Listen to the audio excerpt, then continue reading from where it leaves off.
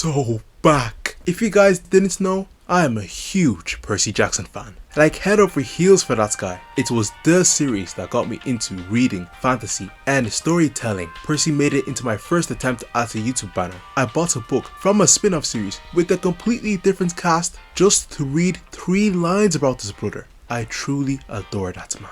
And it's been hard.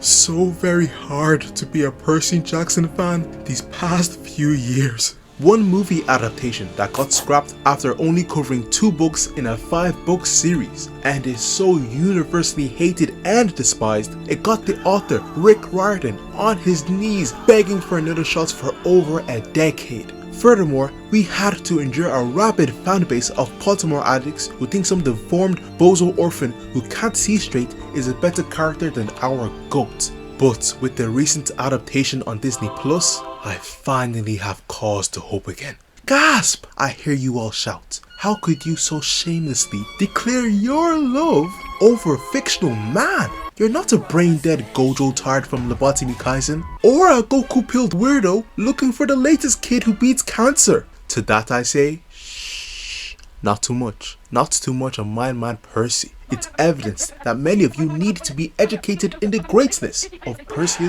Jackson, and I'm here as a humble prophet to show you the light. But first, spoiler warning, like and subscribe, and a bit of background is in order. The series follows a 12-year-old boy named Percy Jackson, and this guy's life sucks. Bro has ADHD and dyslexia. Guy can't read, guy can't sit still, he sees things, he hears voices, all the teachers tell him he ain't gonna be shit, he ain't gonna do shit. This brother is broke, living in a shitty apartment with his stinking abusive slob of a stepfather and an overworked mom. The only person who sees a point to his poor excuse of an existence. Because his real father went to, get the milk. Until one day, everything changes. He learns he can't read, not because of dyslexia, but because his brain is hotwired exclusively for ancient Greek. He can't sit still, not because of ADHD, but because every muscle in his body is primed to enter the battlefield as an elite warrior. He sees and hears weird things, not because his brain is broken, but because mythical creatures actually exist and interact with our world. He lives with a stinky, shitty stepdad, not because his mom's taste in men is dirt, but because it's the only way to mask the smell people like Percy make. And his dad ran off,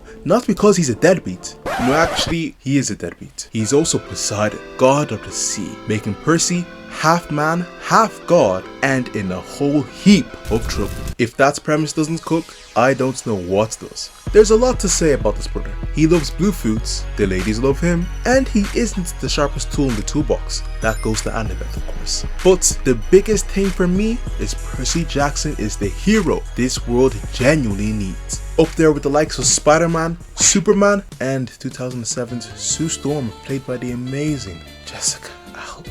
So I'm gonna give you 3 reasons why this is the case, with the last one being the reason I made this video.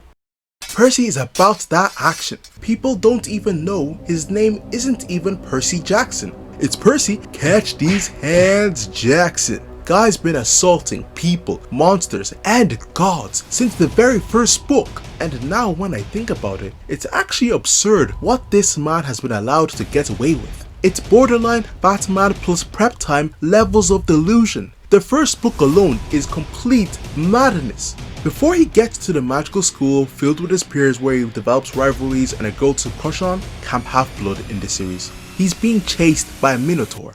Do you know what a Minotaur is? It's a half man, half bull that munches on humans, like been alive for hundreds of years, an experienced killer. Tell me why this 12-year-old boy is beating the thing on his first proper encounter. Then when he gets to Camp Half-Blood, he's introduced to the lore that every cabin in the camp is dedicated to one of the 12 main Olympian gods. But if your mommy and daddy don't fuck with you enough to claim you, or ain't one of the main 12 gods, you get shipped to the shitty stable they call the Hermes Cabin, god of travelers and thieves. There, he meets 19-year-old Luke Castellan, head honcho in the Hermes Cabin, a man who survived the monsters that will turn your brain to mush, and undisputed best swordsman in the camp. Tell me why this 12-year-old boy is whooping his ass after 1 or 2 practice sessions. It's like a Zenkai boost from Dragon Ball. One slight defeat and the brother just Super Mario's himself to another level. To top it off, Still in the first book, I might add. Percy beat war. Like actually, he beat war. The embodiment of conflict, bloodshed, and aggression, Ares was found to be behind the mess that Percy was in. And as you're reading the book, you're thinking, there's no way the guy whose job is fight is going to lose to a 12-year-old boy who 2 weeks ago didn't know how to pick up a sword. But tell me why he puts Ares on his ass. Throughout the series, it just keeps going. Don't get me wrong, it's done in a way that you still see him struggle and is interesting and compelling to read. But you know, it's Percy, man. Percy's strongest. He ain't never gonna lose. However, that one time he lost his memories, found a completely new camp for demigods, and it just became the best fighter there too. That's when I knew that whatever contract The Rock has saying he can't ever lose a fight on screen, he got that shit straight from Percy. But when I say he's about that action physically, that also describes him politically.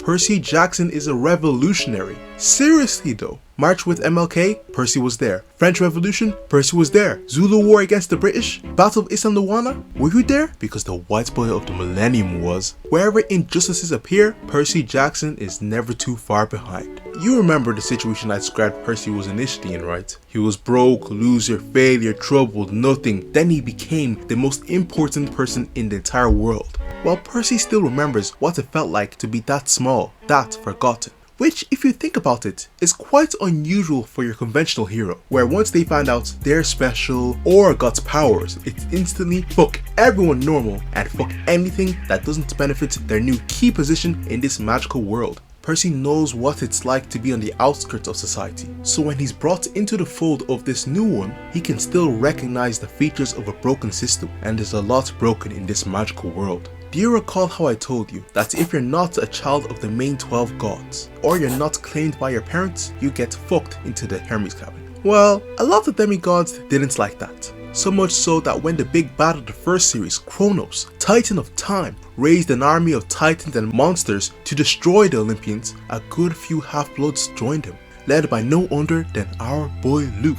Through the first series, Percy has been a result of and sees how the gods' hubris, lust, and laziness has allowed mountains of resentment, anger, and hatred to form. So much so that even some minor gods decided to go against the Olympians because they didn't feel respected. So when Percy and his crew beat back these evil forces, save the day, and Percy is rewarded with one wish from the gods that can make any dream come true, his wildest desires, literal godhood for himself on the table, Percy turns all that down to give the biggest David Goggins get your head out your ass talk to beings who've been around for eons, and he uses that one wish to make the gods swear to claim all their kids by the age of 13 and give all minor gods their own cabins in Camp Half-Blood, fixing the central systemic issue that started the series in the first place. A feat unimaginable to some protagonists. Cough cough Harry Potter. Cause when Harry bets back his end of series bad guy after witnessing years of evil shit in his world Voldemort could easily exploit,